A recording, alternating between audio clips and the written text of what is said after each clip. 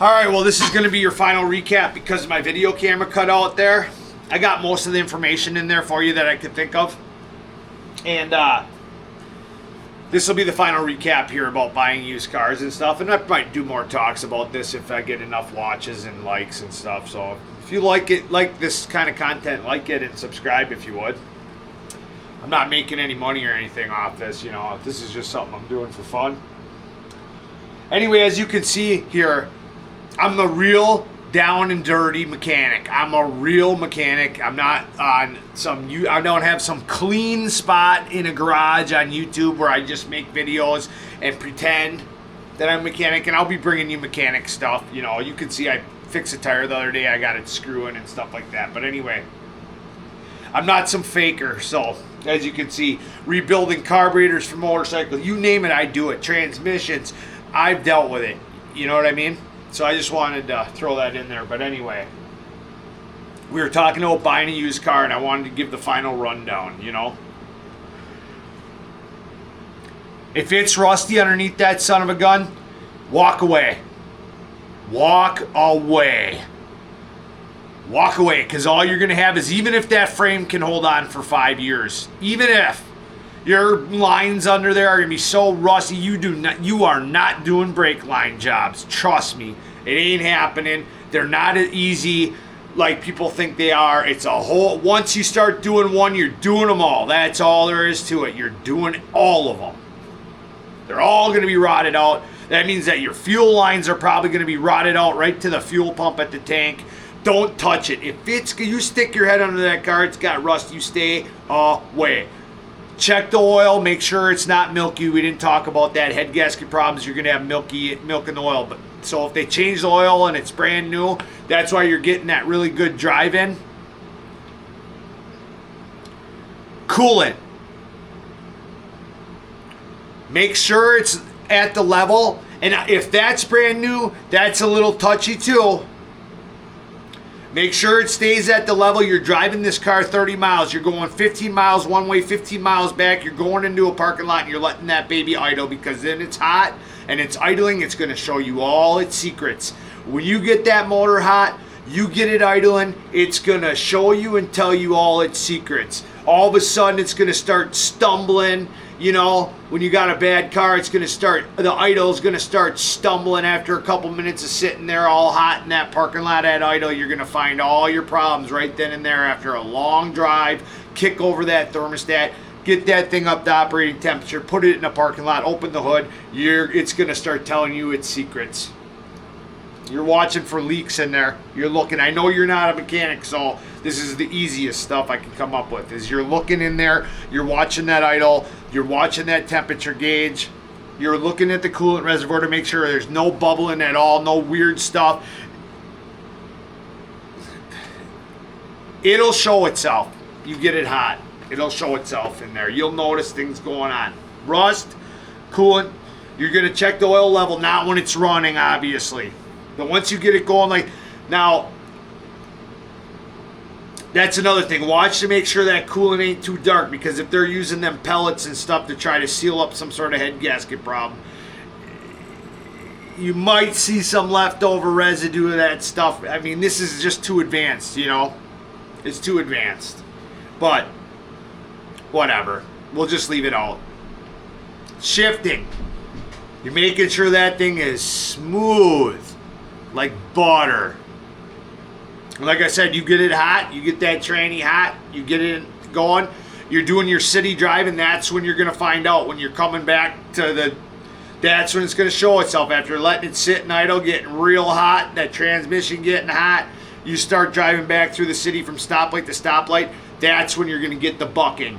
That's when you're going to get the issues. Not necessarily when it's cold, not necessarily on the highway because it's not doing much. When you're going through the city and it's hot, you get some bucking, you stay away from that car. Just stay away from it. If it's got a dipstick to check the transmission fluid, And you you always want to use white, because then you can see there's a lot of brake dust in it. You're gonna not brake dust, transmission plate dust. It's gonna look like metallic. You already know that there's so much in there that the magnets that are inside the transmission to hold on to it, so that it keeps it in an area, because it's normal for the most part. It's already filled up them magnets and it's floating around in your fluid, and I mean, it is normal. There's a point where it's normal, and it's really hard to get to. If it's got a little bit in there, a little bit of sparkles, and it's you're looking for a red fluid, some sort of a red fluid, and not smell like, you don't want burnt popcorn. It comes out, it smells like burnt popcorn, or I don't know how else to say it. Burnt popcorn type of smell, and in the color too, dark, black and yellow, and we could go into that for so long. It's really touchy, because if you get a used car with 150,000 miles, is there going to be a little bit of extra brakes material in there? This, that, the other. It's a real touch. That's why you're watching for that bucking once you get that car hot. Rust, no go. Bucking, no go. Any type of weird bubbling in that coolant reservoir, no go. Temperature gauge over middle, no go. Oil, if it's brand new, that's okay if you start the car cold and you're not hearing noises. If the car's warmed up, no go. A salesman that's a trickster and has answers for everything already planned out, it's hard to judge that based on character. You're buying the salesman. If you don't like this son of a gun, if you wouldn't let him come over for a burger at your cookout, I hate to say it, but that's a no-go for me. I personally turned down cars I thought probably were a decent deal because the salesman rubbed me the wrong way. And they just had the answer for too many things. It's just too quick with answers, When you got a nice car and you're selling it, it sells itself. You don't need a million answers. I know. I'm a mechanic. I've been a salesman. I don't need to have 1,000 answers for you ready to go. Unless there's something going on. No go. You're buying a salesman. It's really the truth. It's the truth. If you wouldn't invite them over for a cookout, don't buy a car from them. I hate to say that because sometimes you got to walk away from what could be a good deal. But there's a line there. It could be the worst thing you've ever done in your life too. It's because the worst crooked salesman will make a car look just awesome. I could take a hunk of crap and make it and present it to you in a way that you're thinking you're getting the best deal in your life, and you're not going to know for a while that you got had. And you got to have that feeling in you whether or not you did. Basically, the best way to say it is if you'd invite them to a cookout, And the whole rundown after this whole video was you buy a Toyota.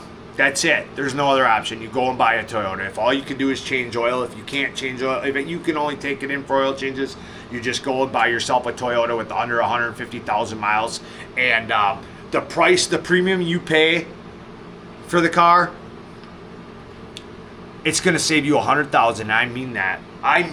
You think about it. It is going to save you in the long run $100,000, because in 10 years when it goes by and you look back and all your friends start telling you horror stories about all the problems they've had with their GMs and their anything, you're going to be like, all I've done is front brake pads and oil changes. You know what I mean? And you start adding up how much they spend a year on a car, probably $2,000, $3,000, $4,000 in their maintenance compared to yours. After 10 years, I'm telling you, you'll be passing that Toyota down to your kid. You're talking, it's going to end up saving you $100,000. You're talking to a real serious mechanic here that's telling you, trying to plead with you, because I want you to, because you're my subscriber and I want you to get the best. It works well for both of us. One day, if I get subscribers, that you do the right thing. You're going to be happy with me, and I'm going to be happy with you. Get a Toyota. That's it. That's your answer. Get a Toyota. In other videos, I'll go over all types of different cars and things I think are nice and not nice. And you can ask me in the comments if you'd like, and about a certain year and model, and I'll be happy if I see it to answer back and do some research, because I got all the tools to research these cars and everything, and I'll try to get back to you and help you out. Or if you got certain noises or stuff, I can help you out with that if I can. But the whole video point was about buying used cars, what to look for, and go for a Toyota. That's it. I don't have anything else to say about that today. This is your the second episode of where I left off on used cars. I'm going to finish it here, this little series on used cars, and take my advice. Go get a Toyota, and in a couple years you'll probably be sending a message to me in the comments saying, it's been running great for 10 years, thank you so much, because you, and be emphasizing it over and over and over and over again, I went and got a Toyota instead of that stupid GM or that stupid, and I'm not a Toyota salesman. I have no affiliation with them whatsoever. None. Besides the fact, that's all I buy. Like when I went and got my truck, we could go into this 100 times. I got a Toyota pickup truck. That's just how it is. Anyway, I'm going to let it off here. It's been too long as it is. Love you guys. Like and subscribe, please.